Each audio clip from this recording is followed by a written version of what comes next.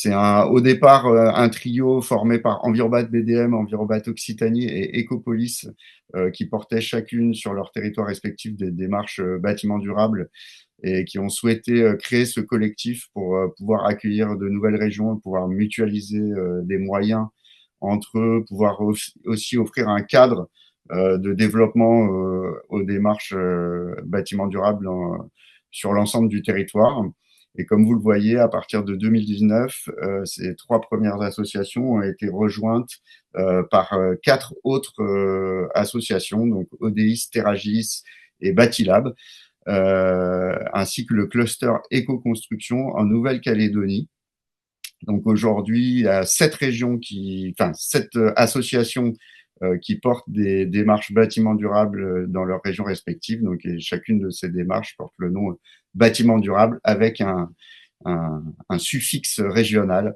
Voilà, donc vous découvrez à l'écran donc BDM, BDO, BDF, BDNA, BDBFC, BDB et puis BDCAL pour couvrir aujourd'hui. Alors la bonne nouvelle, c'est que sans doute nous allons être rejoints dans les prochaines semaines par des nouveaux bâtiments durables en Guyane. Alors, ce collectif aujourd'hui, il permet aussi évidemment de consolider des informations qui proviennent de toutes ces associations et donc la barre des 1500 projets en démarche BD a dû être franchie il y a quelques jours puisque il y a quelques semaines on a fait le calcul qu'on avait 1464 projets inscrits dans une démarche. Donc vous voyez que la première région qui s'est lancée en région PACA a un peu d'avance sur les autres, mais voilà, en fait maintenant il y a des démarches dans les 7 régions, enfin des projets dans les 7 régions, et ça représente pas loin de 8 millions de mètres carrés de surface de plancher, ce qui est loin d'être négligeable. Et aujourd'hui, on estime à 15 000 le nombre de professionnels qui ont participé à une de ces opérations accompagnées en démarche bâtiment durable. Alors, je vais revenir un tout petit peu sur la manière dont fonctionnent ces démarches pour ceux qui, autour de la table aujourd'hui, ne les connaissent pas encore. Donc, en fait, les démarches quartier et bâtiments durables sont assimilées à des systèmes participatifs de garantie, donc le fameux sigle SPG, et donc se distinguent ainsi de toutes les autres comment dire, outils qui font de la labellisation. Et ce système participatif de garantie ne peut fonctionner justement que sur la base des 4 éléments qui sont présentés ici, c'est-à-dire à la fois des référentiels qu'on a l'habitude de connaître, donc qui sont finalement des aspects les plus techniques de ces démarches, mais aussi bien sûr des procédures de vérification et de validation des éléments qui sont recueillis avec ces référentiels. Et puis surtout, ce qui est très important, c'est qu'il y a ces commissions d'évaluation publique et participative qui existent et qui permettent d'entériner l'évaluation qui sont délivrées au projet, et que chacune de ces démarches a mis en place une gouvernance régionale qui lui est propre et donc qui permet d'ancrer en fait cette démarche, enfin cet outil qui fait à la fois de l'accompagnement et de l'évaluation sur leur territoire respectif. Donc, ce qui est intéressant de noter, c'est que c'est à la fois un outil participatif qui est basé sur une philosophie bottom-up en fait, donc qui va du territoire et qui est porté par les acteurs du territoire. Et puis, c'est des outils qui sont très évolutifs dans le temps, justement, parce qu'ils sont localisés à l'échelle du territoire et que les acteurs qui y participent peuvent avoir justement leur mot à dire sur l'évolution des outils au fur et à mesure du temps. Donc, on peut parler de triptyque aussi concernant la démarche BD parce qu'en plus du référentiel, il y a justement cet accompagnement qui est très important, donc qui est porté par un accompagnateur ou une accompagnatrice. Et puis, cette commission dont je vous parlais, donc qui réunit en général une demi-douzaine de personnes qui représentent l'interprofession et qui dialogue avec les membres des équipes projets pour essayer de tirer les projets vers le haut. Enfin, ce qui est intéressant de noter aussi par rapport à d'autres outils, c'est que en fait, ces démarches ont délibérément choisi d'être dans une approche holistique, c'est-à-dire globale, on va dire, donc de traiter l'ensemble des thématiques qui touchent à la construction ou à l'aménagement quand on parle de démarche quartier durable. Donc, c'est les 7 thématiques, vous les voyez à l'écran. Il y a aussi une adaptation au contexte territorial, typologique et urbain qui est possible à travers ces démarches, ce qui rend aussi les démarches particulièrement pertinentes pour des petits projets. Voilà. Et puis, donc, ce qui est intéressant de noter, c'est que et ça, c'est une grande particularité de la démarche, enfin, des démarches quartier bâtiment durable, c'est que du coup, ce processus d'évaluation a lieu à 3 moments du projet. Donc, un moment en phase conception, un moment en phase réalisation, et puis enfin en phase usage. Donc, au minimum 2 années après la livraison du projet.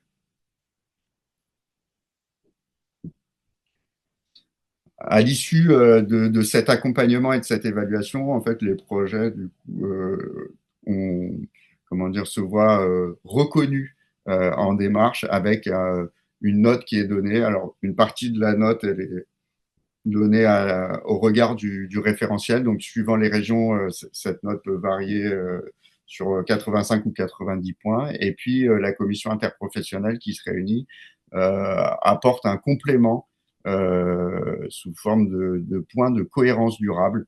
Donc là, l'idée, c'est de valoriser des éléments qui peuvent pas être valorisés ou objectivés dans un référentiel, mais qui font plutôt partie d'une subjectivité de projet qui est de fait incontournable, puisque chaque projet a des particularités qui rendent son examen au regard d'une grille plus complexe. Voilà. Et puis la démarche a aussi souhaité mettre des points de bonus pour les équipes qui font preuve d'inventivité sur leur projet. Voilà. Donc au total, on peut terminer avec 3 niveaux de reconnaissance. Alors c'est les 3 niveaux qui sont adoptés par toutes les régions. Il y a aussi un 4e niveau qui est adopté par certaines régions qui historiquement a fait un niveau CAP.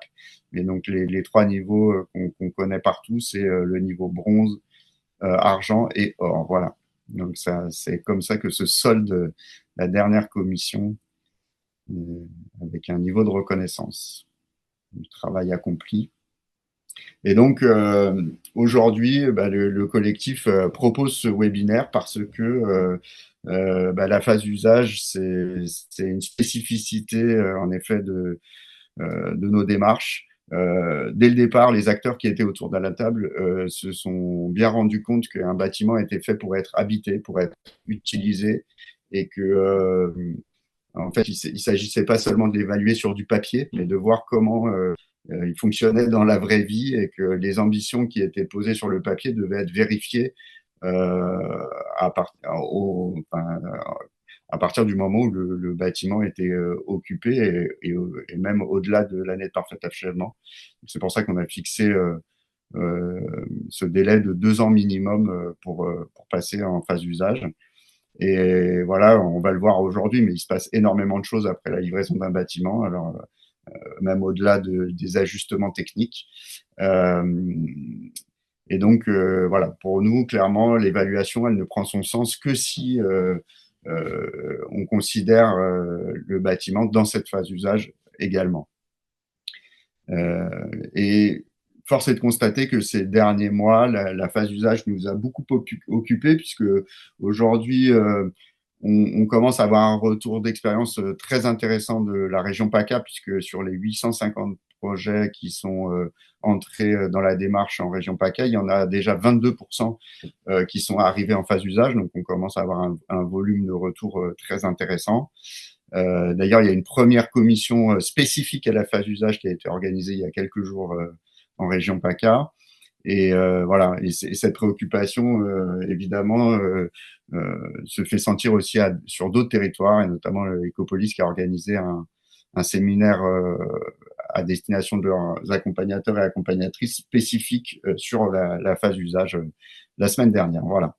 Donc, je voulais terminer cette introduction en félicitant tous les maîtres d'ouvrage qui acceptent de témoigner et de jouer le jeu de cette transparence qui permet de faire progresser tous les acteurs. Voilà, donc encore une fois, je me permets de les féliciter d'être aujourd'hui autour de la table, et je félicite aussi exactement tous les maîtres d'ouvrage et acteurs qui témoignent dans les commissions, en phase d'usage. Voilà. Alors, je vais laisser la parole à David pour la présentation du groupe scolaire Françoise Dolto. Alors, je pense qu'il y a une petite slide après pour présenter les acteurs voilà, qui interviennent pour la présentation de ce projet. Euh, donc, j'ai pas eu le temps de, Bonjour à tous. de les. Voilà, mais peut-être tu peux prendre la main, David, comme ça tu les présenteras toi-même. Tout à Voilà, fait. il s'agit de Vous les Benoît avez. Sébille et de Julien Gotto, Voilà. qui représentent la ville de Rony-sous-Bois.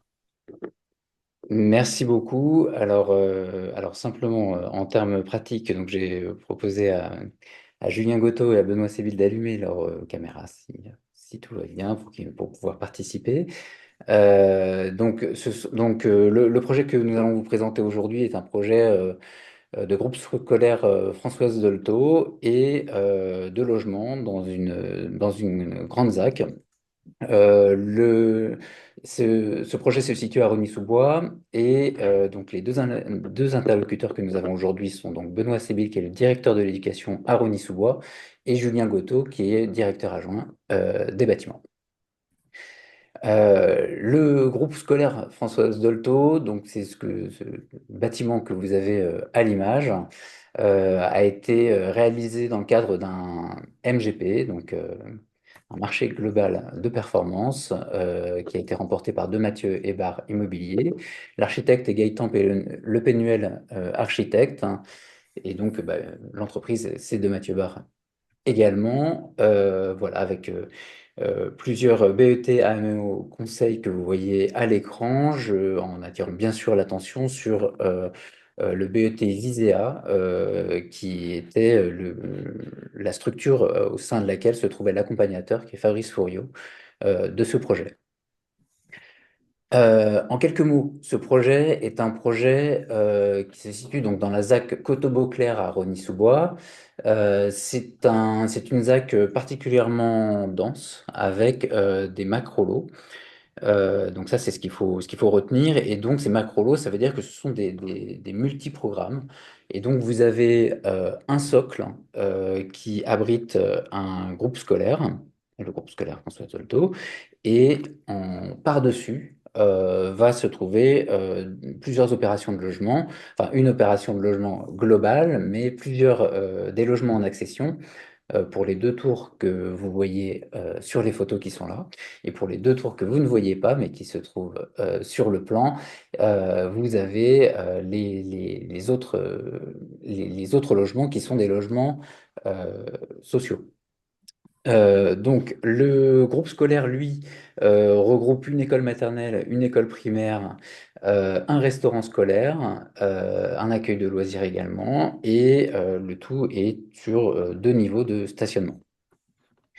Ce qu'il faut noter en particulier, c'est que le projet est particulièrement dense.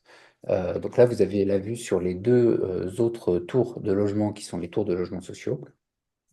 Et donc, que cette multi-programme eh bien, a été nécessaire, il a été nécessaire de mettre en place une AFUL, c'est-à-dire en quelque sorte un gros syndic pour gérer les différents programmes et permettre qu'ils se parlent entre eux. Je vais passer maintenant, enfin, je vais questionner maintenant mes deux interlocuteurs qui, j'espère, sont là et peuvent me parler. Est-ce que Julien Gotto, vous pouvez vous présenter, prendre la parole? Oui, volontiers. Bonjour à toutes et à tous. Donc, moi, je suis arrivé à la ville de Rosny peu avant la livraison de ce bâtiment assez complexe. Et donc, j'ai pu assister en quelque sorte à la mise en route du bâtiment dans sa partie usage. Et je vais aller au fait, c'est-à-dire que dès les 2 premières années, nous avons connu un certain nombre de problématiques sur le site. Alors, ce qui n'empêche pas de dire en introduction que ce bâtiment, globalement, est de bonne qualité. Il y a des beaux espaces, il a une certaine résilience vis-à-vis des surchauds festivals, voilà, de son comportement global eu égard au comportement thermique. En revanche, en termes d'usage sur les parties plus architecturales, on a connu, je dirais en résumé, une grosse douzaine de sinistres assez importants qui ont un peu entaché le bilan. Cela a monopolisé dans nos services beaucoup d'attention. Il a fallu recourir à des déclarations en dommages ouvrages qui elles-mêmes ont engendré des expertises d'assurance assez longues et fastidieuses, à tel point que la ville elle-même a dû prendre les devants et procéder à des réparations elle-même, ne pouvant compter par ailleurs sur le rôle actif que devrait jouer le syndic dans un macro-lot, comme vous l'avez décrit, David, tout à l'heure. Donc, Merci. effectivement, l'intrication logement, équipement est en soi un sujet parce qu'on a, comme vous le voyez sur les images, un bâtiment déployé avec des toits terrasses végétalisés, ce qui suppose un entretien qui n'a jamais été fait depuis la mise en route du bâtiment. Et faute de cet entretien, ben, sont apparus, par exemple, des infiltrations, comment dire, des développements d'essences végétales qui n'ont rien à faire sur des toits terrasses. Donc, on a aujourd'hui des arbustes de type Bugleia, etc., qui poussent spontanément et qui ont détérioré des étanchéités. Alors, le bâtiment est assez résilient, comme je le disais. On a pu euh, réparer sans que les dégâts ne se propagent trop au bâtiment. Enfin, néanmoins, on a quand même dû déménager une classe et occuper une bibliothèque qui ne devait pas être une classe justement. Donc, ça a posé un certain nombre de problèmes. Et puis, dans le second œuvre, on a eu également des surprises, notamment des affaissements de cloisons et puis surtout un épisode malheureux où un portail, enfin le portail principal de l'école s'est effondré. Donc voilà, pour finir cette petite introduction, je dirais qu'on a eu pas mal de soucis qui auraient pu être évités peut-être avec une conception qui fasse appel non seulement à des produits de qualité, puisque c'était le cas, mais surtout à des détails de qualité. Donc les portails, en l'occurrence, ne doivent pas, vu ce type de dimension, être posés sur des pivots, comme ça a été le cas. Ils doivent être sur des gonds, des charnières, des choses beaucoup plus classiques. Et hélas, on voit peut-être sur des élévations du bâtiment, on comprend le geste architectural qui a consisté à faire régner la hauteur de ces portails avec la hauteur d'étage, mais on arrive à des objets d'une dimension, je dirais, monumentale. Un portail de 3 mètres, je crois, 3,70 m de haut par 2,50 m de large, manipulé quotidiennement par des familles, des éducateurs et évidemment les enfants, eh bien, on est arrivé à des situations un peu dangereuses qui auraient pu être évitées si la qualité d'exécution avait suivi. Je laisse Merci peut-être beaucoup. mon collègue. Oui, voilà, donc, vous l'avez compris, un projet qui a rencontré de nombreux problèmes et qu'on peut classer un peu en différentes catégories. Des problèmes qui sont liés à la densité et à la suroccupation des espaces, des problèmes qui sont de type mise en œuvre ou défaut de conception, si on parle du portail, et d'autres problèmes qui sont des problèmes techniques ou des problèmes de suivi, comme ça n'a pas été évoqué dans la litanie, mais également la GTB qui a été un sujet de préoccupation où le prestataire n'a pas vraiment suivi. Alors peut-être, enfin, ce qu'il faut comprendre aussi, c'est que ça crée des problèmes d'usage hein, très concrets. que derrière, la commune a dû faire face bien à des difficultés. Et là, j'aimerais pouvoir passer la parole à Benoît Sébille, si c'est possible qu'il allume sa caméra et son micro. Normalement, bonjour à tous. Normalement, Oui, vous devriez oui, m'entendre et me voir si je ne dis pas de bêtises. oui, parfait. Bonjour à tous et merci de me passer la parole. Alors, je profite qu'on soit sur cette diapo pour aussi revenir sur la conception. Moi, j'ai participé à la construction de ce projet depuis, enfin vraiment depuis le début. C'est-à-dire que en 2018, au moment où on a finalisé le contrat de vente, on était donc avant même d'avoir, je dirais, le dessin du projet, on avait malgré tout ces principes qui étaient déjà posés dans un contrat de vente avec un futur promoteur. Euh, je ne sais pas si parmi les personnes qui nous écoutent, certaines sont familières avec d'autres projets que nous avons pu mettre en œuvre, des projets de construction d'écoles, puisqu'à Rony, on a été assez actifs sur ces projets-là durant la décennie qui vient de s'écouler. Le projet de ce groupe scolaire est le contre-pied total de ce que nous avons pu faire dans les années qui viennent de s'écouler, puisque jusqu'ici, la particularité de Rony, c'était d'avoir une maîtrise d'œuvre interne et de piloter de ces projets de manière assez innovante avec une équipe d'architectes intégrée au sein des équipes de la ville. Ici, la ville a fait le choix complètement opposé de confier la maîtrise d'ouvrage à un promoteur et d'acheter pratiquement ce groupe scolaire sur plan. Et donc effectivement, ce que mon collègue Julien Gotto décrivait, en fait, est le fruit de ce montage de pilotage de projet où la ville n'était même pas maîtrise d'ouvrage de ce projet et donc n'avait pas la main sur un certain nombre d'éléments. Et donc, nous constatons en fait aujourd'hui à l'usage des problématiques que nous avions anticipées au moment de, je dirais, de la pose de ces grands principes que vous avez énoncés, hein, la mise en place de 4 plots de logement au-dessus de l'école, la création d'une AFUL, enfin tout ça, nous, c'était des choses que à la direction de l'éducation, nous craignions effectivement, dans la mise en œuvre de ce groupe scolaire dans le temps. Et aujourd'hui, la plupart des écueils que nous avions craints, bon, malheureusement, se concrétisent. Voilà, j'essaye de rester court et de ne pas non plus Alors, cela vous dit, inonder. voilà, donc pour parler de la vie quand même dans le bâtiment, en phase d'usage, oui, je rappelle simplement que le projet est passé, donc a été au bout de son processus, est passé en conception-usage en atteignant le niveau bronze de la démarche BDF. Le problème étant que, en fait, globalement, on a quand même eu, en fait, sur les questionnaires qui ont été posés aux équipes, il faut quand même rappeler que le bâtiment a quand même atteint une partie des objectifs, atteint les objectifs en termes de lumière, en termes de confort des espaces.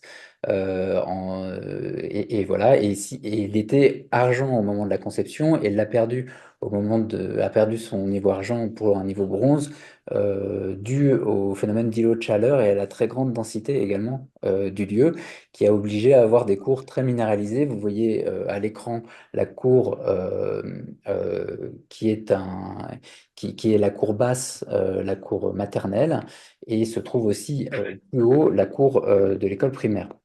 Et donc, dans les deux cas, les cours sont relativement minéralisés. Et donc, en termes de lutte contre les hauts de chaleur, c'était un peu compliqué, mais difficile également pour la ville de moins minéraliser l'espace du fait de la densité et du nombre d'élèves qu'il y avait dans cette cour.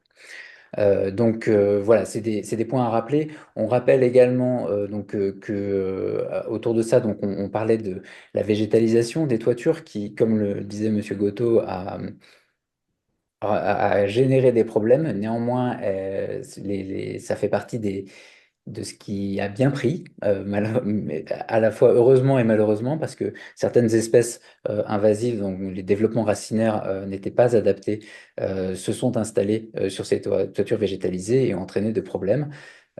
Comme certains défauts sur les couvertines ont pu poser problème. Vous voyez également le restaurant scolaire, qui est un espace agréable et apprécié par les équipes.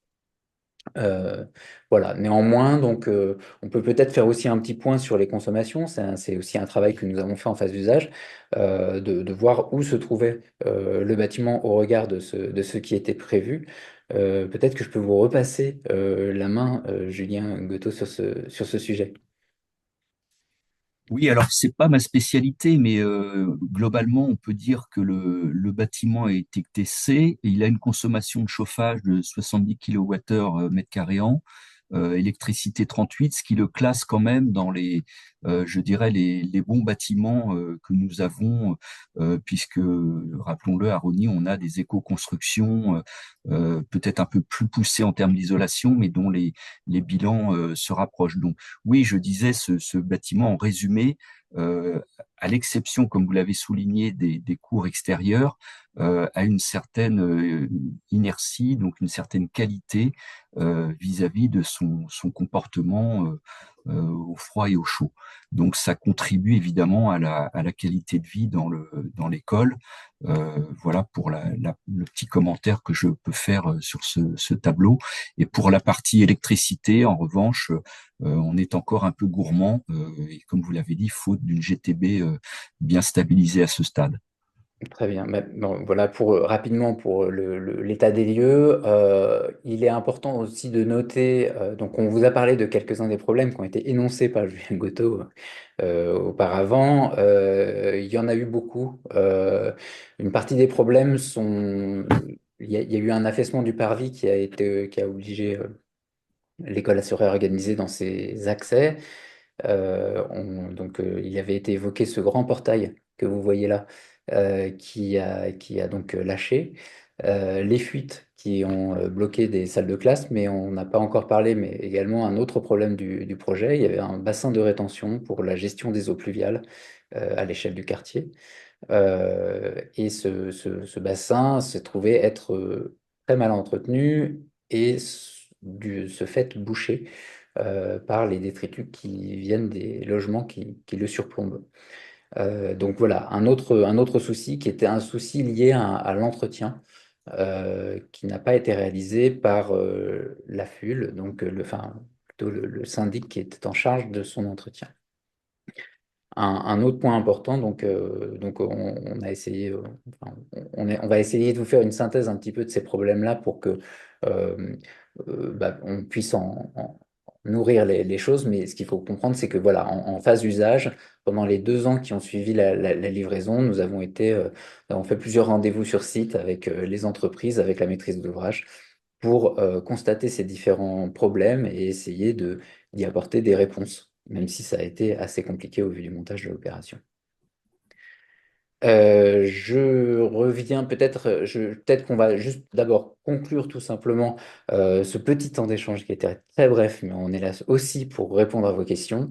On tient à montrer aussi l'importance des phases d'usage pour aussi quand ça se passe mal. Et c'est l'exemple qu'on a choisi de prendre dans une situation complexe qui nous a permis ensuite d'analyser les problèmes qui avaient été posés et les réponses.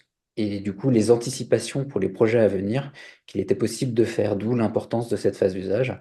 Peut-être que là-dessus, sur la phase usage et sur l'accompagnement en démarche, je peux peut-être laisser Benoît Sébille nous faire un petit retour sur cette étape qui est un peu particulière à la démarche des bâtiments durables franciliens, bâtiments quartier, bâtiments durables en général.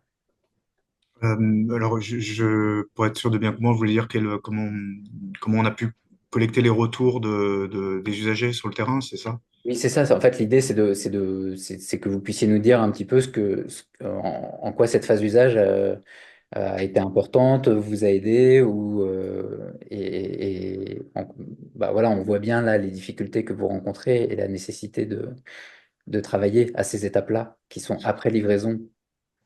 Alors, sur la question effectivement, sur cette phase d'usage qui a duré de 3 ans à peu près, puisque là aujourd'hui on est à la quatrième rentrée, si je dis pas de bêtises. En fait, on a eu quand même un suivi tout particulier, effectivement, sur les consommations d'énergie, sur lequel, là, malheureusement, moi, je suis pas du tout spécialiste, encore moins que mon collègue Julien. On avait une personne qui était dédiée à la question de ce suivi et je veux dire, à la mise en route de ce bâtiment qui est parti il y a quelques mois. Donc, elle aurait pu répondre sur ce volet très technique beaucoup mieux que nous, je pense. Sur la question des usagers, effectivement, on a un retour quasiment quotidien.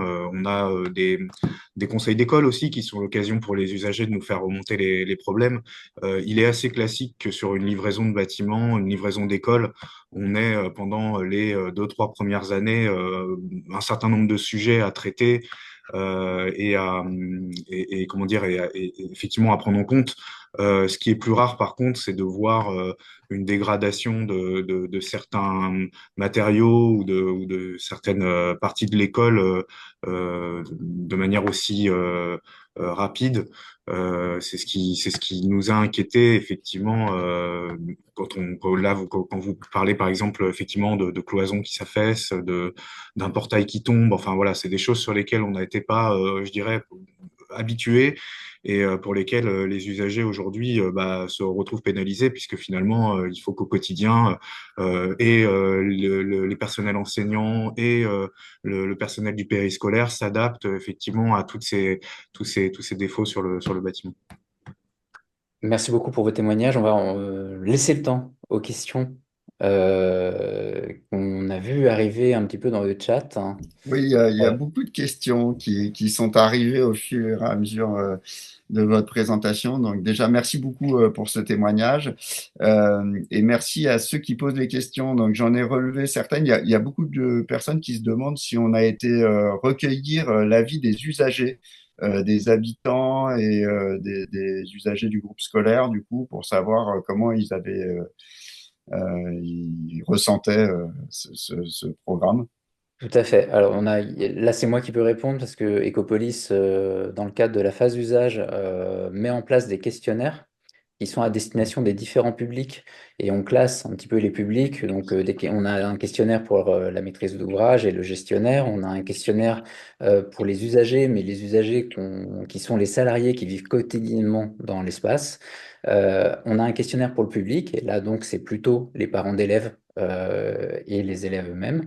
On a un questionnaire également pour les prestataires techniques. Et donc, on envoie tous ces questionnaires aux usagers. Bon, une des difficultés qu'on a rencontrées sur cette opération, c'est que on a eu beaucoup de mal avec le syndic et donc on a eu peu de retours de la part des habitants des logements. Par contre, on a pu avoir quelques retours de la part des usagers de l'école, vu que là, la ville de Rosny-sous-Bois a distribué les questionnaires et les a fait circuler. Et donc, on a eu, comme vous pouvez l'imaginer, des réactions bigarrées, avec quand même un regard positif sur le confort du bâtiment, sur les espaces qui sont agréables, etc. C'est tout ce qu'on vous a repartagé hein, là aujourd'hui. Et également bien sûr, les insatisfactions sur le fonctionnement. On a eu un sujet également qui a été remonté sur présence de rats. Euh, c'est un problème qui existe voilà, dans les villes de toute la première couronne parisienne et encore plus fort dans une ZAC qui est en construction et qui a fait que, il y a eu quelques rats qui sont arrivés dans le bâtiment, par exemple. Voilà. Et donc, ce sont des questionnaires qui sont de type questionnaire en ligne. D'accord. Est-ce que il y a des questions qui du coup se posent aussi plus largement sur la manière dont a été monté le projet, notamment pourquoi, qu'est-ce qui a motivé ce marché global de performance? Est-ce que, enfin voilà, comment c'est arrivé dans les tuyaux et pourquoi pas avoir fait un projet plus classique en fait? Ça, c'est peut-être Benoît Sébille qui peut nous répondre. Alors là, malheureusement, moi, j'ai pas tous les éléments. Enfin, je suis arrivé vraiment sur la phase de sélection des candidats. Le choix, le portage du projet en lui-même s'est fait de manière collégial, puisque donc la direction des bâtiments n'était pas maîtrise d'ouvrage, mais a eu un droit de regard aussi sur la sélection des projets. Sur le portage du projet en lui-même, j'ai vu passer la question, effectivement, sur la question des urbanistes. Le projet de groupe scolaire s'inscrivait dans le cadre d'une ZAC, donc c'était un lot. Et c'est donc notre aménageur, enfin l'aménageur de la ville par EDEV, qui est une SEM, qui a porté ce projet conjointement avec la ville et avec les différentes directions de la ville. Donc, comme je l'expliquais, le choix des principes architecturaux a été porté par EDEV. La sélection des candidats, enfin, et de la maîtrise d'ouvrage sur ce projet a été faite de manière collégiale avec les différentes directions de la ville, que ce soit la direction des bâtiments, la direction de l'éducation, le service de enfin la direction de l'urbanisme et le service logement. Voilà, il y a eu plusieurs voix au chapitre pour déterminer quel était le meilleur projet. Et Alors, est-ce qu'on prend une dernière question parce qu'on arrive au bout de notre temps, malheureusement. Alors, juste pour rassurer les personnes qui ont posé des questions et qui n'auraient pas eu de réponse à l'issue de ce temps d'échange, on va essayer de leur répondre par écrit. C'est ce qu'on a fait pour les 2 derniers webinaires. Voilà. Il y a notamment une question qui était posée, alors peut-être qui était plus destinée au fonctionnement de la démarche BD, mais qui était de dire comment étaient choisies les personnes qui euh, évalue le projet en commission. Et c'est notamment lié aussi au fait que le projet ait pu être passé du niveau argent au niveau bronze. Donc, c'est quand même le jeu de la commission là est assez important. Du coup, peut-être que David, tu peux nous éclairer sur la manière dont vous choisissez les membres de commission et comment cette commission, du coup, a choisi de rétrograder, en fait, d'une certaine manière, ce projet. alors, tout d'abord, le fait d'avoir perdu un niveau est arrivé en réalisation Hmm. euh, euh, à cause de cette cour qui était très minéralisée et donc du coup pour les actions contre l'îlot de chaleur était Hmm. non atteinte et c'est un prérequis. C'est ce qui a fait perdre le niveau au projet. Ensuite, comment ça se passe en phase d'usage? Eh bien, nous, comme partout ailleurs, les membres de commission sont bénévoles. Et donc, on essaye de privilégier des profils de personnes qui connaissent déjà cette phase ou qui sont en train de la vivre pour l'évaluer, mais c'est aussi en fonction, bien sûr, des disponibilités, etc. Et donc, en fait, ça reste le panel de professionnels qu'on voit aux autres commissions qui sont présents. Après, on essaye au maximum de former et bien expliquer à nos membres de commission quels sont les enjeux d'une phase d'usage, qui est pour nous double parce que c'est à la fois euh, l'évaluation de la phase elle-même, mais également le niveau définitif et général du projet qui arrive en fin de démarche. Voilà. Bon, ce qu'il faut préciser, c'est quand même ces commissions sont constituées de professionnels qui représentent du coup l'interprofession, c'est-à-dire à la fois des maîtres d'ouvrage, des Tout à architectes, des ingénieurs, enfin, alors très rarement et malheureusement trop rarement des usagers. Je pense que c'est une des pistes sur lesquelles on va essayer de progresser. C'est pas si facile.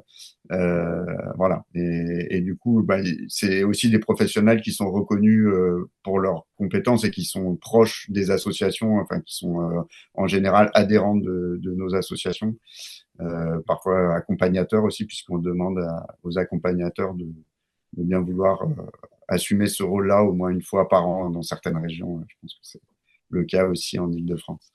Merci beaucoup à vous trois d'avoir témoigné sur ce Merci très beau beaucoup. projet. Et je vais du Merci à coup vous. demander à Christophe de reprendre le micro. Christophe, est-ce que tu es là? Oui, je suis là. Super. Bon, eh bien, bienvenue à toi. Je crois que tu vas accueillir un maître d'ouvrage, une maître d'ouvrage, en la personne d'Emmanuel Diaz, qui va nous parler du collège Ada Lovelace à Nîmes. Merci Voilà. Thomas de nous laisser la parole pour ce projet.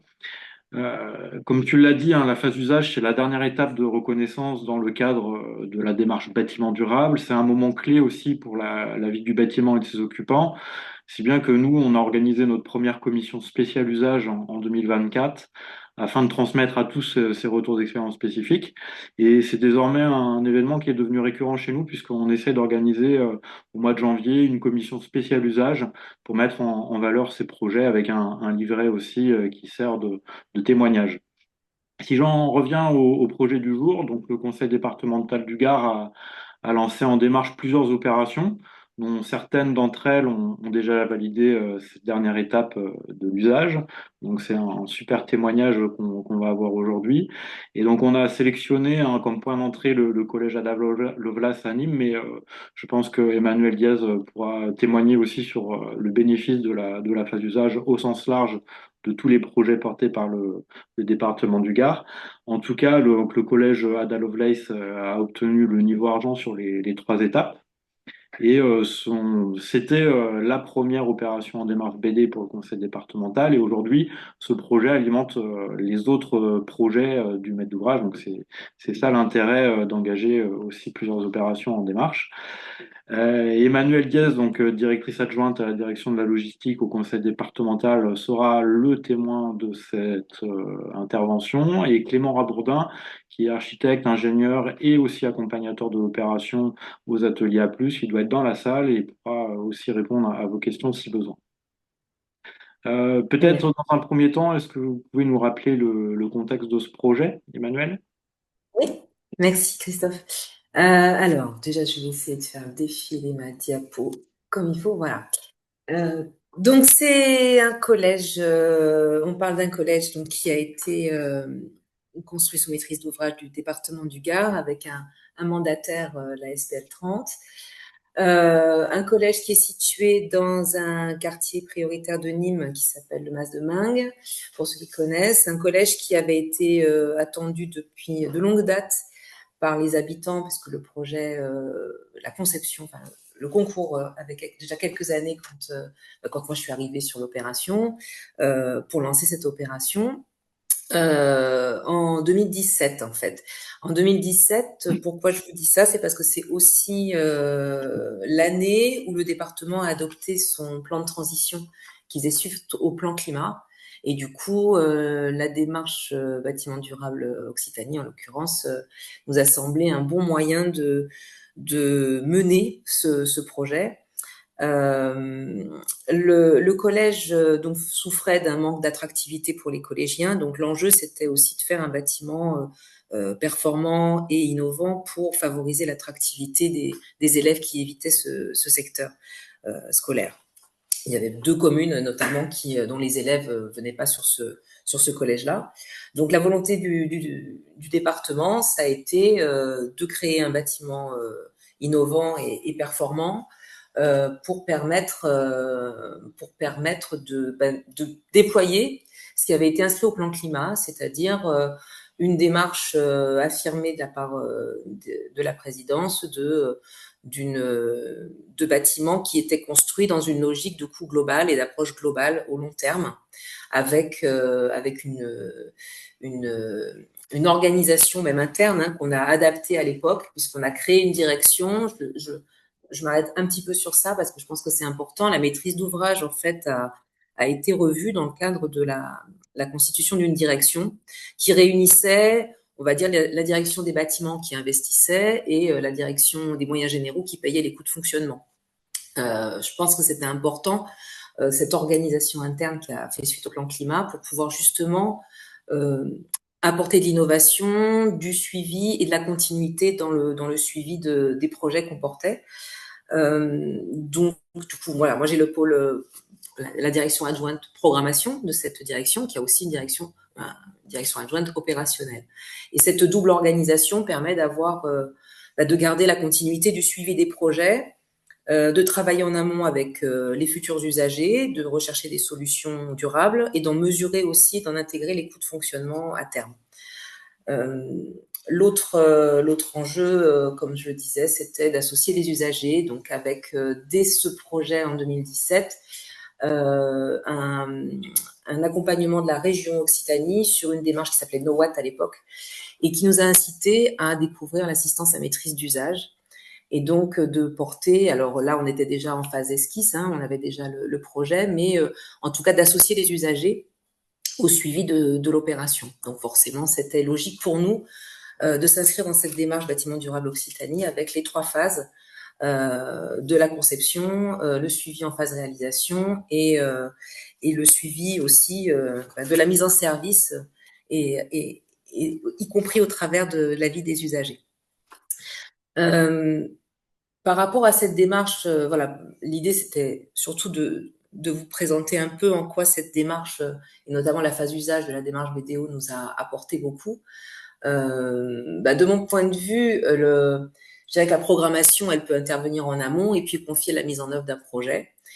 On en a d'autres qui arrivent et donc c'est vrai que c'est compliqué de garder cette continuité d'évaluation. Donc le fait d'arriver avec un accompagnateur sur cette démarche de la phase usage, ça nous a d'abord permis de mener le projet bâtimentaire, construction, réalisation et mise en service, avec un suivi qui revenait à la maîtrise d'ouvrage. C'est-à-dire que moi, ça m'a permis quand même, au-delà de l'aspect vraiment constructif, technique du bâtiment, de rebalayer tous les enjeux durables du projet qu'on avait posés, qui sont donc à gauche de la diapo, en face, dès la phase conception, et puis, y compris plusieurs années après la mise en service, d'avoir eu l'occasion de réunir sur site des témoignages, de faire des audits, d'avoir des retours concrets, mesurés, donc des audits techniques. Comme je vous l'ai indiqué, j'ai rebalayé un peu le bilan des séances d'accompagnement qui ont été faites. On voit qu'on a eu 10 séances d'accompagnement, de présence sur site de l'accompagnateur BDO pendant le chantier, après le chantier, avec un travail autant avec les usagers, les collégiens, les habitants du quartier et des formations pour tous les professionnels qui allaient utiliser le bâtiment ensuite. Un audit technique et énergétique avec des données qui nous sont revenues au moment de pendant la mise en service, puisque la mise en service, on va dire que ça dure 2 ans à peu près, le temps de tout régler, de réparer les défauts comme le témoignage qu'on vient d'avoir. Ça prend quelques années. Sur ce projet, en plus, je l'ai pas dit, mais ça fait partie des difficultés qu'on a eues, c'est que il a été livré au moment du confinement. Donc, en fait, on a un collège qui a fonctionné quelque temps puis qui s'est arrêté. Donc, tout ce qui a été mis en place, des régulations, des mesures, des suivis, des consommations normales du collège, on a attendu quelques années pour les établir parce que les premières années, les élèves n'étaient pas là, la première année. On a également cet audit de confort avec cette vision d'assistance à maîtrise d'usage et un cabinet qui nous a accompagnés spécifiquement sur le recueil des attentes, sur la constitution de guides d'usage pour les utilisateurs. Finalement, tout ce travail d'accompagnement, il a permis aussi de souder, alors peut-être les difficultés qu'on a rencontrées, mais aussi de souder cette équipe de maîtrise d'ouvrage, maîtrise d'œuvre, bureau d'études et BDO, ce qui nous a servi aussi à constituer une équipe qui est restée mobilisée, y compris sur la mise en service. C'est vrai que Clément Ravandin, avec la maîtrise d'œuvre, a passé beaucoup de temps sur place après la mise en service du bâtiment pour nous aider, notamment à régler, vous l'avez évoqué précédemment, le pilotage, la GTB. Tous ces organes qui nécessitent beaucoup d'aller-retour à un moment où parfois la maîtrise d'œuvre est déjà partie sur un autre projet, on va dire, où les entreprises sont moins présentes et où on a parfois des sous-traitants, de sous-traitants, j'y reviendrai, sur les GTB. On avait aussi fait un pari sur ce premier collège BDO de passer en transition énergétique totale, c'est-à-dire qu'on a déployé un système de chaufferie bois-énergie avec un relais bois-énergie, pas de gaz de secours comme ça se faisait dans d'autres bâtiments. On a testé sur ce bâtiment aussi, innové avec du photovoltaïque en autoconsommation. Donc ça aussi, c'est des choses qui ont mis du temps à se mettre en place puisqu'on avait une puissance qui nécessitait un passage en commission d'énergie. Donc voilà, c'est des choses qui ont nécessité une mise en service qui était déjà un peu particulière. Et à travers ça, on a eu un accompagnement avec beaucoup de suivi et des retours, je dirais, factualisés sur tous les points qu'on avait identifiés en durable. Du coup, ça nous a permis aussi d'être encore présents sur la phase pour pouvoir apporter des correctifs, bien sûr, et pour pouvoir suivre les actions qui ont été mises en œuvre après. Ouais, Euh, merci Emmanuel. Également, Juste, pardon. vous avez parlé des difficultés rencontrées, comment vous les avez gérées, les Oui. correctifs que vous avez pu apporter. En quoi cela a pu servir aussi aux autres projets que vous portez dans la collectivité aujourd'hui? Bah, en fait, c'est d'abord une démarche et une façon de s'approprier la maîtrise d'ouvrage des opérations de construction qui a un peu infusé. C'est-à-dire que globalement, on a quand même de la part de mes collègues qui représentent la maîtrise d'ouvrage dans les services construction, une autre approche de la prise en compte de la parole de l'usager, une autre capacité à interroger le programme en cours de conception, par exemple, pour revenir vers des possibilités d'innovation, des choses comme ça.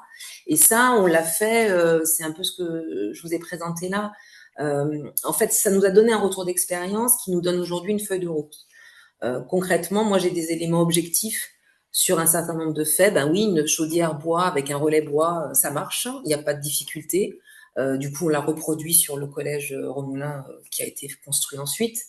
On a sur la GTB, par exemple, décidé récemment, suite à ce retour d'expérience, de faire des lots tout simplement à part sur les intégrateurs la GTB, en se disant que on n'arrivait pas à retrouver le sous-traitant qui pouvait permettre de venir en régulation. On a eu des retours d'expérience concrets sur les données, tout simplement mesurées. Hein.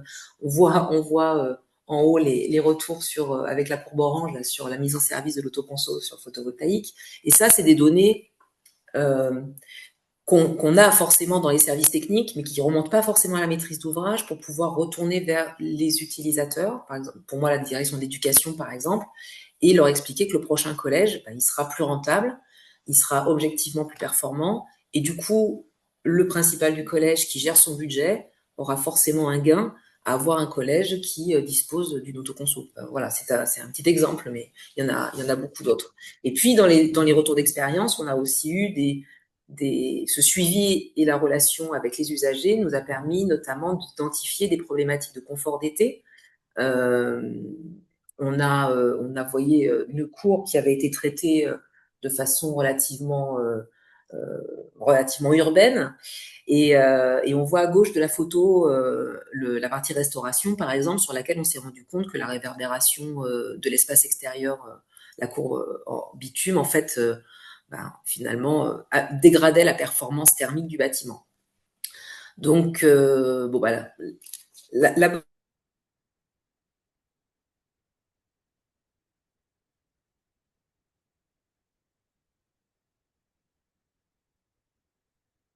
envisagé un 400 extensible 600, on a réalisé l'extension en phase 600 l'année dernière. Et donc, on a pu, à cette occasion également, réutiliser ce retour d'expérience de la phase usage pour dire, on va intégrer une amélioration notamment du traitement de la cour à l'extérieur, avec plus d'espace pour les élèves, mais aussi plus de protection solaire. Voilà, donc ça, c'était un peu je dirais, le retour concret qu'on a eu et les leçons qu'on a pu en tirer avec des correctifs qu'on a pu apporter à l'occasion de l'extension à 600, par exemple. Voilà. Et puis, juste pour vous dire en conclusion que on est effectivement, comme l'a dit Christophe, engagé dans la démarche désormais de façon assez régulière.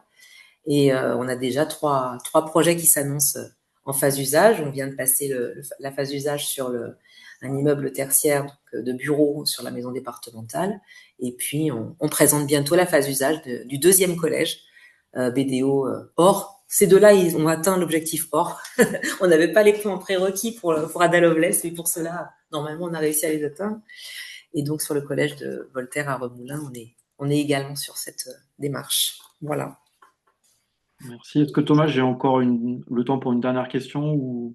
Oui, alors en fait, j'ai pas vu beaucoup de questions dans le chat. Il y a une question sur l'origine du bois pour les chaufferies, mais je pense que si on intègre la réponse, je pense que tu as le temps, en effet. Il vous reste 4 minutes. Ouais, ok. J'avais peut-être une dernière question. Comme vous avez testé la démarche sur plusieurs opérations, vous avez missionner des accompagnateurs, certes parfois avec différents profils. Quel est pour vous peut-être le point clé d'une mission d'accompagnement réussie? Alors, sur cet aspect-là, pour moi, ce qui est important, c'est d'avoir une présence continue, d'avoir un accompagnateur qui va rester, qui intègre pleinement l'équipe de maîtrise d'œuvre, qui va pouvoir rester en contact avec l'ensemble de la maîtrise d'ouvrage et de la maîtrise d'œuvre. Et puis, moi, aujourd'hui, ce que je souhaite, c'est, disons que je sais ce que j'attends de l'évaluation de la performance. En gros, je vais arrêter mon partage d'écran peut-être. En fait, on est sur des. Maintenant, j'attends en fait le bilan. Et donc, je sais les données d'approche en coût global, les données d'évaluation dont j'ai besoin. Je sais que j'ai besoin d'un bon accompagnement des usagers sur la préparation de guides d'usage. Donc, j'ai quand même des attentes plus précises, je dirais, sur les rendus de l'accompagnateur BDO. Et à ce niveau-là, certes, la donnée technique et les mesures, la fiabilité des mesures qui va nous rapporter, c'est très important. Mais ce qui est important aussi, c'est la relation qu'il va garder, je dirais, avec le projet. Voilà. Très bien, merci pour ce retour d'expérience et cet engagement dans la démarche BDO. Est-ce qu'on peut du coup répondre à la question sur le bois? Puis quelqu'un te demande de Oui, bien citer sûr. aussi l'architecte éventuellement de l'opération. Il y a peut-être les BET techniques. Il y a une question aussi. Alors, les questions arrivent à la fin. Alors, pour le bois, Du coup, j'ai pas eu le pour temps le de bois, ce que je peux vous dire, l'écrire. Ouais. ouais, pardon, pour le bois, donc ce que je peux vous dire, c'est qu'on a donc les collèges, hein, il faut savoir qu'ils sont autonomes en termes d'approvisionnement en énergie. Donc ils ont leur propre contrat d'approvisionnement. Nous, ce qu'on a fait, c'est qu'on les a mis en relation avec la CCI du Gard, qui depuis très longtemps travaille sur la filière bois, et donc a structuré un réseau de fournisseurs de plateformes. Donc on a des contrats types qu'on a proposés aux établissements et qui ont été signés pour l'instant avec plutôt satisfaction. En tout cas, moi, j'ai pas entendu de retour négatif là-dessus. Mais c'est une vraie question, et notamment par rapport au fait qu'il y a souvent il y a une dissociation entre des contrats d'entretien de maintenance et des contrats d'approvisionnement, ce qui dans le bois est un peu différent. Donc, du coup, ils ont un contrat d'approvisionnement qui est lié à l'entretien aussi de la chaufferie. Donc, le bois et Cévennes, en l'occurrence. Très bien. Sur l'architecte, on est sur A+ architecture et Celsius en accompagnateur BDO. Voilà. Oui, et Clément, il doit être dans la salle, théoriquement. Est-ce que Il se fait Clément... timide, il n'a peut-être pas envie d'intervenir.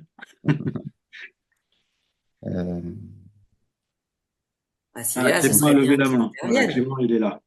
Hop. Clément, est-ce que tu as ton micro d'activer? Peut-être dire un mot, oui, en tant qu'accompagnateur de l'opération. Ah oui. Il a levé la main, mais je ne sais pas s'il arrive à activer son micro.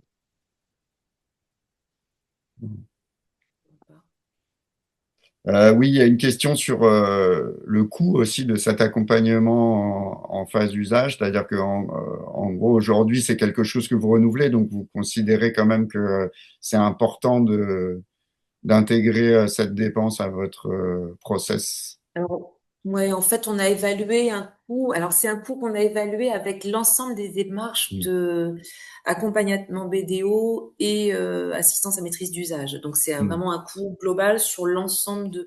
Je vous disais, le chantier était intégré au cœur d'un quartier éducation prioritaire.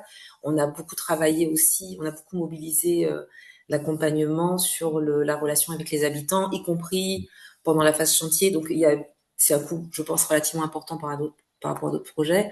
En gros, on est sur 150 000 € hors taxes sur l'ensemble de l'opération, qui s'est élevé à 14 millions d'euros hors taxes travaux. Donc, en pourcentage ramené à la qualité de l'opération, la question, elle se pose pas beaucoup, parce que, ne serait-ce qu'en termes de régulation, en fait, c'est des sommes sur lesquelles vous avez rapidement le gain, et en termes d'appropriation, ça se chiffre pas, mais voilà, on est dans ces ratios-là. Très bien. Bon, ben, alors, je ne sais pas si Clément peut nous faire un petit coucou très rapide, mais Voilà. en tout cas, Je l'ai mis en panéliste, donc normalement, il devrait pouvoir activer son micro. Vous m'entendez? Oui, Oui, bonjour Bonjour. Clément. Bonjour Est-ce que Clément. tu veux nous dire un mot sur l'accompagnement avant qu'on passe au Ouais, projet avec, d'Aix-en-Provence? avec plaisir. En fait, c'est vrai que c'était un accompagnement sur le long terme, hein, puisque le projet, il a duré plus de 6 ans. Donc forcément, il y a eu plusieurs personnalités qui ont porté cet accompagnement. C'est pas toujours moi, moi j'étais là à la fin. Et le fait que ce soit intégré à la maîtrise d'œuvre, finalement, je pense que ça répondait un peu à ce que disait Emmanuel, d'avoir un accompagnement qui est à la fois technique, qui est à la fois aussi holistique sur tous les sujets qui sont aussi dans la GPA, dans l'accompagnement des utilisateurs, et du coup d'avoir voilà, une continuité de la mobilisation de la maîtrise d'œuvre, parce que finalement, c'est quand même une des clés d'arriver à avoir une maîtrise d'œuvre qui reste présente. Donc ça, c'était important et j'avoue que c'était aussi un soulagement d'avoir aussi de la maîtrise d'usage en parallèle et du coup d'être voilà aussi de sentir un vrai investissement de cette prise en main du bâtiment malgré le Covid, malgré la chaleur, etc. Non, c'était intense, mais c'était vraiment à refaire, quoi. Super. Eh ben, écoute, merci beaucoup pour ce témoignage rapide. Euh, et donc, bah, je vais laisser la parole maintenant à Virginie Sancho. Je ne sais pas si Virginie, tu as Oui, préparé. Voilà, ça, je te et passe le relais pour je te remercie 25 minutes. Donc, on va déborder de 3 minutes. Tu as le droit de déborder de 3 de minutes. 3 minutes. Très bien, c'est Voilà. bien noté, il est 12h08. Parfait. J'invite donc Gabriel Rénal et David Rosanvaillon à ouvrir également leur micro. Nous allons donc passer à la présentation d'une phase usage pour une opération de réhabilitation qui a été évaluée en démarche bâtiment durable méditerranéen. C'est donc la réhabilitation des 733 logements sociaux de la résidence Jas de Bouffant à Aix-en-Provence. Et pour en parler aujourd'hui, nous avons donc la chance d'avoir avec nous le directeur général adjoint de la maîtrise d'ouvrage, David Rosanvaillon, de l'ESH Famille et Provence, et Gabrielle Rénal, qui est accompagnatrice BDM du projet, à MOQE également, et qui est donc gérante du bureau d'études Domaine Scope.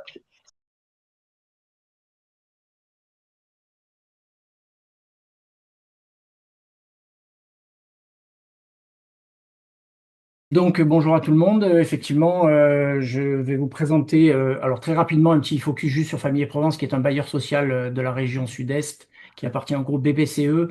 On a 14 500 logements depuis quelques mois, puisqu'on a fusionné avec Pays d'Aix Habitat Métropole. Évidemment, on fait comme tous les bailleurs sociaux, du locatif, de l'accession avec tous les produits, mais surtout, ce qui est important et ce qui est l'ADN même de Famille et Provence, c'est qu'on est très en proximité évidemment de tous nos partenaires et des collectivités, mais aussi de nos locataires. Et on est beaucoup sur l'innovation et une recherche permanente de se remettre en cause, on va dire, dans nos fonctionnements. Et puis surtout, on a la qualité de société à mission depuis octobre 2023, en ayant déterminé une raison d'être et inscrit des objectifs statutaires assez ambitieux dans nos statuts. Voilà, ça c'était pour famille. Gabriel, je te laisse présenter rapidement le domaine et puis après on enchaîne sur la. Oui, bon, Virginie a fait un peu l'introduction, mais donc on a un bureau d'études basé en PACA et on est un peu à l'origine de la création de la démarche BDM et pas avec d'autres dans le collectif. Et puis donc sur ce projet-là, on est assistant à maîtrise d'ouvrage qualité environnementale et on a introduit la mission d'accompagnement BDM dans le projet. Alors le projet, il s'est écrit sur une durée de 12 ans, donc l'histoire est longue et on va essayer de la résumer en presque 15 minutes. 12 ans parce que en 2010, on établit notre plan stratégique énergétique à l'époque où les DPE venaient de sortir et d'être un début de référence, mais on n'en a pas saisi cela comme étant la seule base de notre plan stratégique. Et le Jas de Bouffant, les 733 logements du Jas de Bouffant sont ressortis comme étant une résidence à traiter, non pas d'un point de vue énergétique absolument, puisqu'on était à l'époque en étiquette D, mais donc pas si mauvais que cela, mais surtout pour d'autres sujets qui sont liés à l'usage, au fonctionnement de la résidence, aux difficultés sociales, etc., etc. de 2010 pardon, à 2014, une longue phase de diagnostic, d'approche, et Gabriel va en parler, avec aussi des réflexions sur comment, sur un enjeu aussi important que de réhabiliter 733 logements, et on le verra, ça représente à peu près 17 bâtiments, c'est presque tout un quartier, comment on peut structurer ça pour faire en sorte que l'on ait une réponse en adéquation avec nos attentes. On a mis en place un dialogue compétitif dans le cadre d'un marché en conception-réalisation. C'était donc en 2013, très en amont de tout ce qui se fait dorénavant assez régulièrement.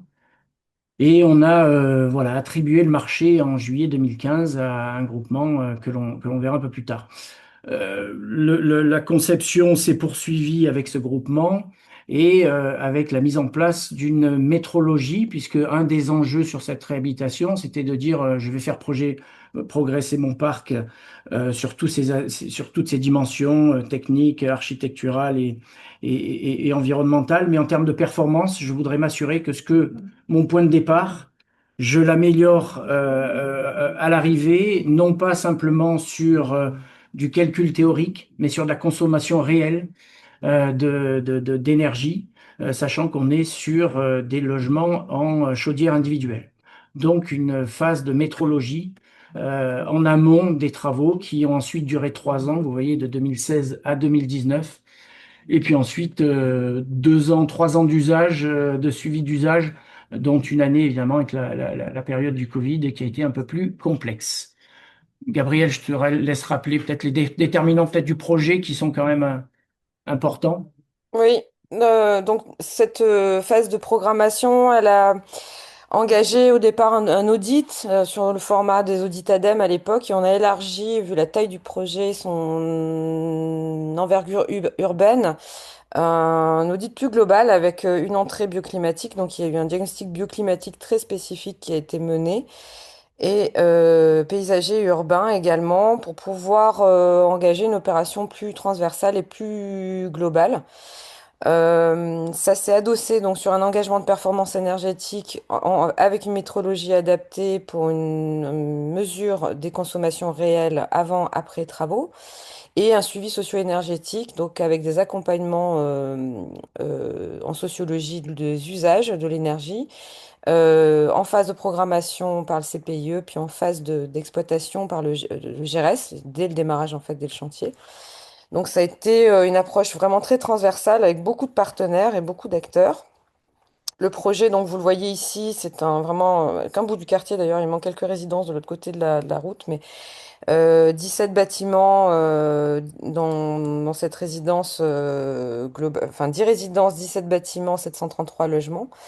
Et un patrimoine de 74 dont on avait visé donc un niveau énergétique BBC et un niveau BDM argent.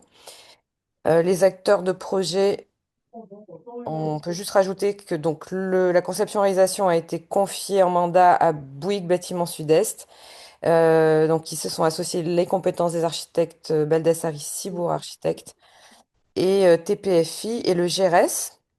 Et vous voyez d'autres acteurs de l'opération. On répondra à vos questions parce qu'on n'a pas beaucoup de temps, donc on va dérouler.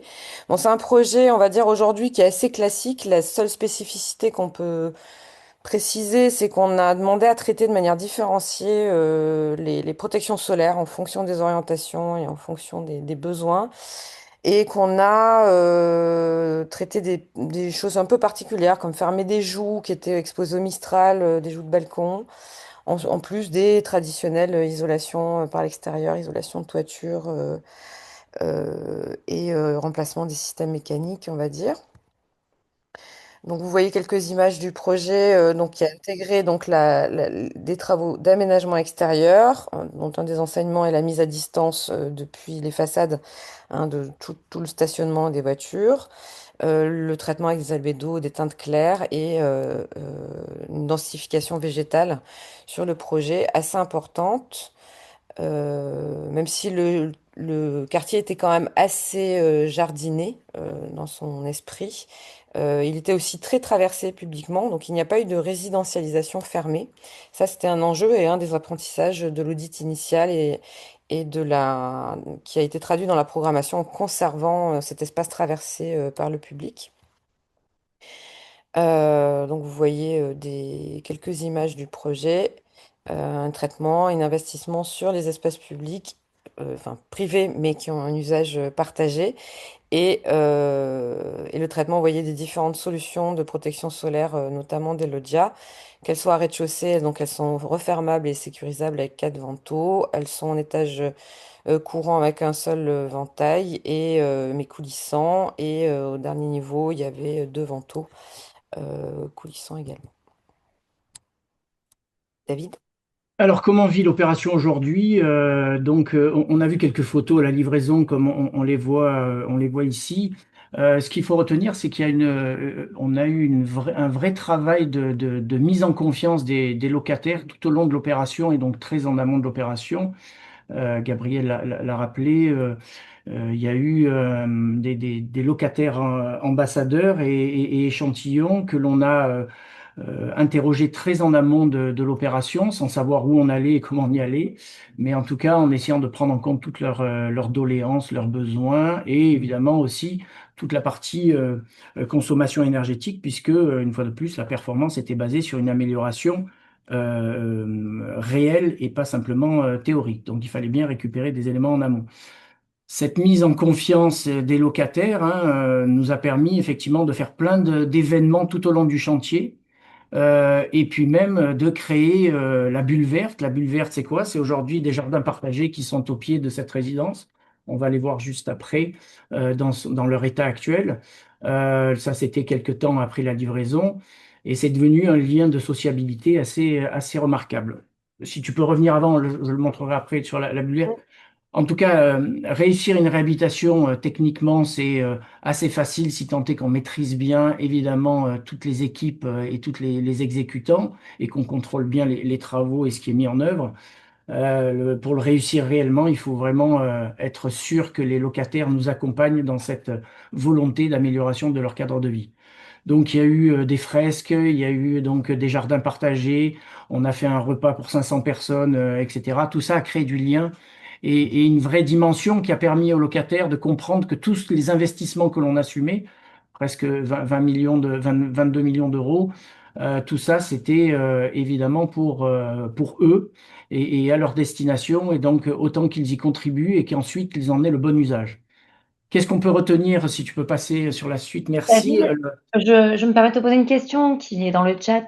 On me demande si c'est le maître d'ouvrage ou l'accompagnateur qui a mené les événements dont tu parlais, les fêtes avec les Alors, usagers. les événements ont été sous intention du maître d'ouvrage parce qu'on a considéré que c'était indispensable que de créer du lien via les événements. L'AMO nous a accompagnés bien évidemment là-dessus sur la qualification, l'intérêt, etc. Mais ceux qui ont dû proposer, c'est le groupement de conception-réalisation, puisqu'on leur avait demandé dans le cadre du marché que d'être assez innovant aussi sur ces sujets-là et pas simplement être un répondant technique aux enjeux de la réhabilitation. Merci. Donc, en termes de satisfaction, enfin, comment on mesure qu'il y a eu une réelle évolution? Il suffit de regarder au départ où nous étions en termes de satisfaction globale en 2010, alors même on se rapprochait du démarrage de l'opération, on passait de 75 à 78, c'est-à-dire qu'il y avait déjà presque 80, une espèce de frémissement des locataires qui commençaient dans les enquêtes annuelles à dire, bon, donc il va se passer quelque chose, donc on est plutôt satisfait. Et puis en 2022, quand on a fait une enquête qualité de service où, passé la problématique du Covid, tout le monde a bien pu répondre, on a eu une énorme surprise que d'avoir 95% de locataires satisfaits sur un quartier qui est en QPV, avec des difficultés sociales parfois colossales, et des incivilités. Enfin, je vous passe un peu tout ce qui peut arriver comme vous le savez dans ce type de quartier. Et on a été très surpris du résultat et donc évidemment très, très heureux. Ça veut dire que la réhabilitation qu'on a menée, la façon dont on l'a menée, a apporté une réelle satisfaction et un vrai confort dans le logement. Avec, depuis, on enquête annuellement. Aujourd'hui, on se situe plutôt aux environs de 87-90. Voilà, ça veut dire il y a déjà, de fait, peut-être un peu une érosion de la satisfaction. Donc, à nous de recréer des événements. C'est ce qu'on va essayer de faire ces prochains mois pour redonner et recréer du lien, une fois de plus, pour leur faire apprécier l'habitat durable dans lequel ils sont. Ça s'est traduit aussi par des économies réelles de charges énergétiques, hein, puisqu'on a mesuré la consommation réelle avec un objectif pour l'entreprise et un résultat qui s'est avéré être allé au-delà de l'objectif contractuel que l'on avait fixé, puisque 66% de diminution des consommations énergétiques moyens. Ça veut dire que certains locataires ont eu quasiment un mois de loyer gratuit en termes de facture énergétique. Alors évidemment, tout ça a pris d'énergie constant, bien évidemment. Mais on a anticipé de fait et réduit l'impact d'une hausse de l'énergie. Et puis la satisfaction, elle se retrouve dans la qualité résidentielle et l'esthétique de cette résidence qui était très marquée HLM, hein, il faut le dire, avec ses couleurs orangées classiques ou rosées. Évidemment, le changement de coloris, mais qui est lié aussi à une approche très quand même en lien avec les enjeux bioclimatiques. Les façades avec protection solaire, qu'elles soient coulissantes ou occultantes de façon à projection, le jardin partagé, la requalification des espaces extérieurs et puis évidemment tout le confort qu'on a pu apporter aux locataires, évidemment, a contribué à faire cette satisfaction. Je regardais les chiffres, comme on interroge sur tout un tas de thématiques, les équipements techniques, etc. On a eu des réponses à 92-95% sur les équipements techniques, c'est-à-dire les chaudières, les radiateurs, tout ce qu'on a pu changer. Et comme on a amélioré aussi le confort électrique, on avait 100% de personnes satisfaites, on va dire, sur l'amélioration de toute l'installation électrique dans leur logement. C'est un petit détail, mais ça veut bien dire que ce que l'on a fait a été apprécié. C'est un bon retour. C'est une réhabilitation qui est devenue une référence pour nous. Vous voyez, on en parle encore aujourd'hui alors qu'elle a déjà presque 5 ans d'existence. On a gagné la confiance des locataires, c'est-à-dire que créer des temps collectifs aujourd'hui, c'est quelque chose que l'on peut retrouver assez sereinement, hein. Mobiliser du monde, c'est toujours compliqué, mais là, on sait que à la fois par l'implication de nos gestionnaires d'immeubles, hein, je tiens à les citer parce que ils sont évidemment très importants dans le dispositif de prise de confiance des locataires. On sait qu'on va pouvoir recréer des événements. On sait aussi qu'il y a une comparaison très positive avec d'autres immeubles sur le secteur. On vient d'absorber Pays Habitat qui se trouvait juste en face de leurs immeubles. Et évidemment, il y a une très forte appréciation, une très forte volonté des ex-locataires de Pays Habitat de venir habiter chez Famille et Provence. Ceci dit, maintenant, ils habitent tous chez Famille et Provence et on va pouvoir reproduire l'expérience sur les mêmes types d'immeubles, mais qui appartenaient jusqu'à présent à notre bailleur que l'on vient d'absorber. Ce qu'on constate, et les photos en témoignent, c'est le respect des usages quand même. Enfin, l'usage respecte les espaces verts, le confort d'été. On va voir sur une photo derrière que chacun s'approprie à peu près les choses, mais malgré tout, l'usage des coulissants qui n'est pas parfait, hein, où certains n'ont pas compris la démarche bioclimatique. On voit que là, il y a des améliorations à apporter. Pourquoi moi j'ai deux brise-soleil coulissants et celui d'en bas n'en a qu'un, etc., etc. Tout ça a été pour adapter réellement les besoins enfin en tout cas aux ces enjeux bioclimatiques. Et puis ça a été une amorce pour nous, pour toute l'équipe de la DMO, une amorce sur l'adaptation au changement climatique avec le risque chaleur, le travail sur la renaturation et la désimperméabilisation. Tout ça a augmenté les compétences de la maîtrise d'ouvrage qu'il intègre dorénavant systématiquement dans son process de conception des réhabilitations. Et on a mis en place une stratégie environnementale structurée dorénavant qui nous permet de bâtir un plan stratégique de patrimoine qui va sur différents champs au-delà du plan stratégique, on va dire, contractuel que l'on doit, avec une stratégie sur la décarbonation et un plan d'adaptation au changement climatique. Voilà, vous voyez, c'est une photo parmi tant d'autres. On voit comment certains locataires se sont appropriés dans leur balcon en mettant un peu de végétal. Évidemment, certains l'ont personnalisé par quelques rideaux, mais il y en a de moins en moins. Il fallait imaginer auparavant, c'était à peu près des rideaux à tous les étages, si ce n'était pas du bricolage divers et variés.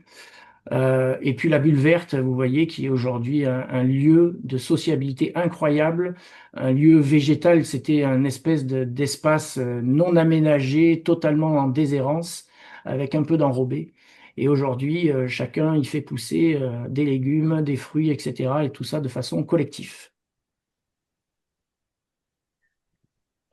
Alors, je vais essayer d'accélérer parce que je crois qu'on n'a plus beaucoup de temps, mais Pardon. pour vous faire un petit retour donc, sur les difficultés rencontrées, bon, on a déjà évoqué tous ces sujets on les a déjà évoqués, mais c'est l'attente sociale était très forte et donc du coup, on a une forte précarité énergétique. Donc, ces éléments-là étaient importants dans les clés d'entrée et avaient amené un certain ton donné à ce programme, à cette opération, avec tout ce volet d'accompagnement et de sensibilisation des locataires qui était intégré dans le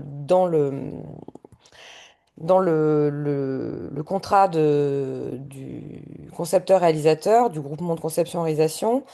Donc ces mesures en consommation réelle, avec du coup des pénalités à l'issue des travaux, on avait un objectif de 40%.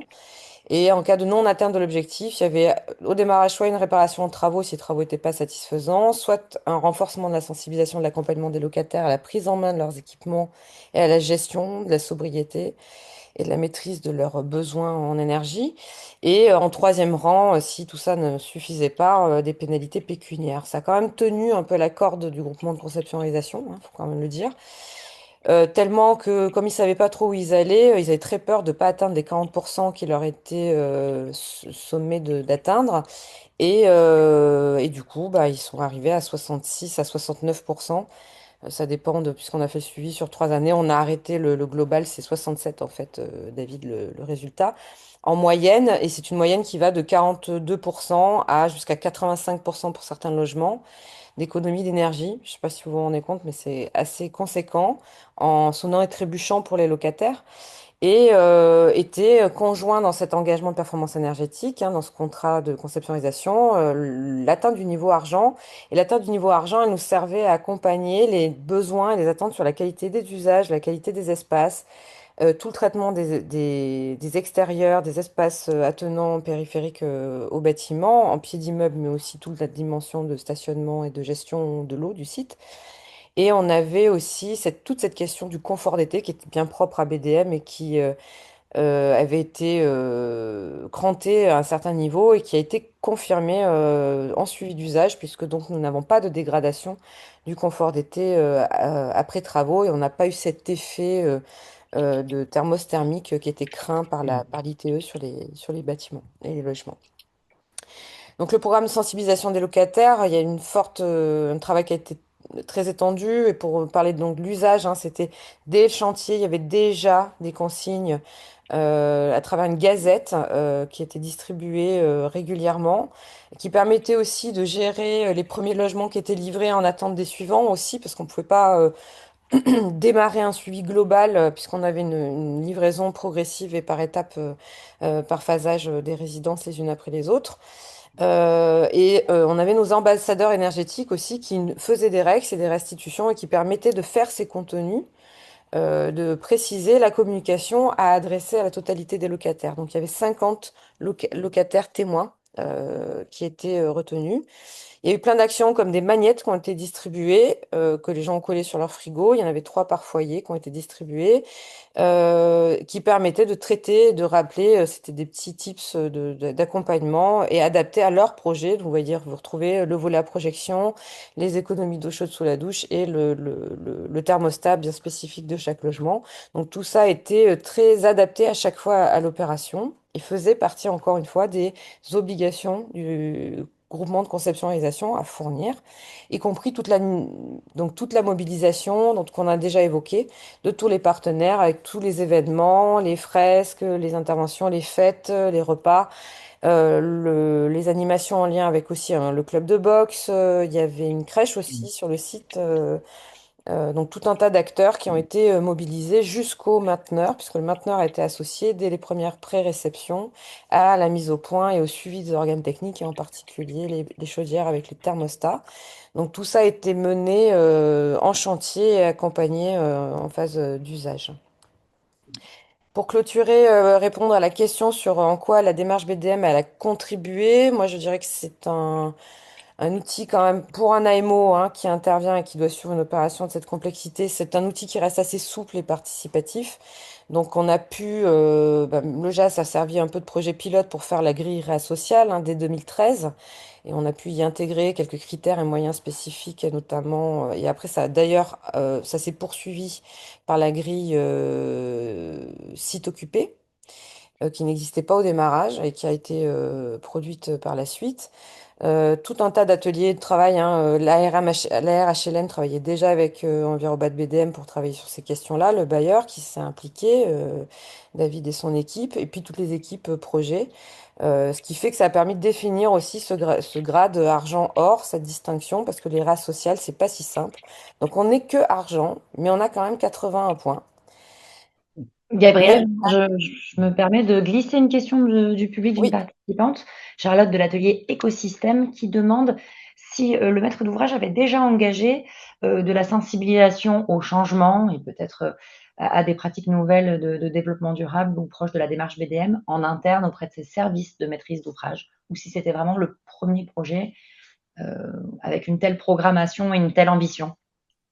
Non, on avait déjà une forme de sensibilisation de toute l'équipe de la maîtrise d'ouvrage. L'idée était surtout de l'amener jusqu'à la proximité, parce que la maîtrise d'ouvrage est souvent assez sensible, on va dire, à ces thématiques, et parce qu'on œuvre dedans au quotidien, mais c'est surtout la proximité, la gestion locative, comment on essaye de diffuser cela auprès des autres services.